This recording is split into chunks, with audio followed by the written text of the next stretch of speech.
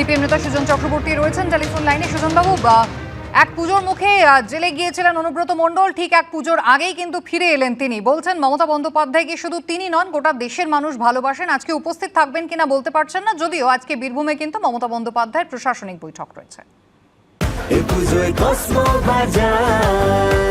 Happy ফ্যামিলির happy smile.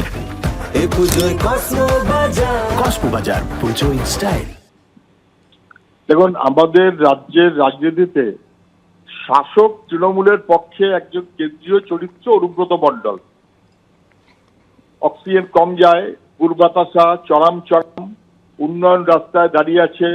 Birbhum জেলা পরিষদে 42 এবং না বোঝার কোনো কারণ নেই।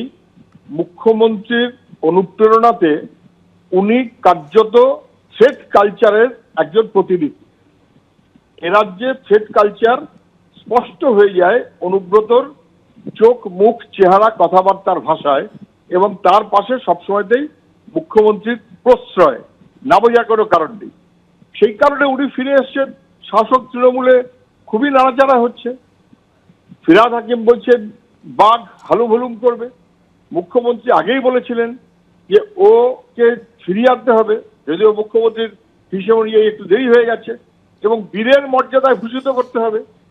কিন্তু কিরকম পরিহাস বুঝে নিন, জেলার তৃণমূল নেতাদের উপরে মুখ্যমন্ত্রী ভরসা করতে পারলেন না। আজকেই বীরভূমে পৌঁছচ্ছেন, বোলপুরে পৌঁছচ্ছেন অনুব্রত। আজকেই বীরভূমের মিটিং সিউড়িতে জেলা কেন্দ্রে না করে বোলপুরেই করছেন মুখ্যমন্ত্রী। অর্থাৎ সাদর সম্ভাষণ জানাবেন মুখ্যমন্ত্রী থ্রেড কালচারের কেন্দ্রীয় চরিত্র অনুব্রত মণ্ডলকে। পরিহাস এটাই, খুবই দুর্ভাগ্য আমাদের বাংলার জন্য। ধন্যবাদ সুজনবাবু। সৌম্য রায় প্রদেশ কংগ্রেস মুখপাত্র রয়েছেন টেলিফোন লাইনে। সৌম্যদা, ইতিমধ্যেই অনুব্রত মণ্ডল তিনি কিন্তু ঘরে ফিরে এসেছেন। 2022 সালে ঠিক পুজোর আগেই গ্রেফতার হয়েছিলেন। আজকে তিনি ঘরে ফিরলেন, আর প্রসঙ্গক্রমে আজই কিন্তু মুখ্যমন্ত্রী মমতা বন্দ্যোপাধ্যায় বীরভূমে প্রশাসনিক বৈঠক করবেন। না, এটা তো পুরো সাজানোই ছিল। আসলে বিচার ব্যবস্থার মধ্যে বেলটা একটা অংশ, বিচার ব্যবস্থার অংশ বলে আমরা মনে করি। দুর্নীতির মামলায় তাকে গ্রেপ্তার করেছিল, তিনি এখন বেলে আছেন, পুরোপুরি মুক্ত হননি। কিন্তু আমি একটা অদ্ভুত জিনিস দেখছি যে বাংলার তৃণমূল কংগ্রেস তাকে নিয়ে এসে এমন প্রমাণ করার চেষ্টা করছে যে তিনি মুক্ত হয়ে গেছেন, ছাড়া পেয়ে গেছেন, তিনি একেবারে ধোয়া তুলসী পাতা, এই বিষয়টাকে উনি দাঁড় করানোর চেষ্টা করছেন।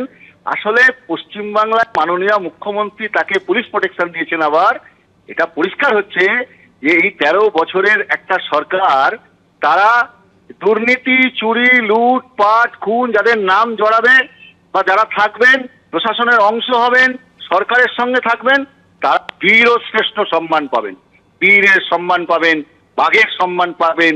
তারা যতই উন্নয়ন দাঁড় করিয়ে রাখুক, যারা অতই চরম ঢাক বাজাক, বিরোধীদের দুর্মুষ করুক, বীরভূমে বিরোধী শূন্য করুক, এই বিষয়টা তাই তাকে বাহবা দিচ্ছেন। এখন অনুব্রত মণ্ডলকে বোঝাচ্ছেন দল তোমার পাশে আছে, তুমি আগে যে ফর্মে ছিলে সেই ফর্মেই থাকো, যেটা করছিলে সেটাই করে যাও, দল তোমার পাশে আছে, অভিমান করো না।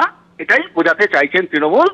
পরিষ্কার হয়ে গেছে বাংলার ন্যারেটিভ, তৃণমূল কি চাইছেন অনুব্রত মণ্ডলের কাছ থেকে। লজ্জা।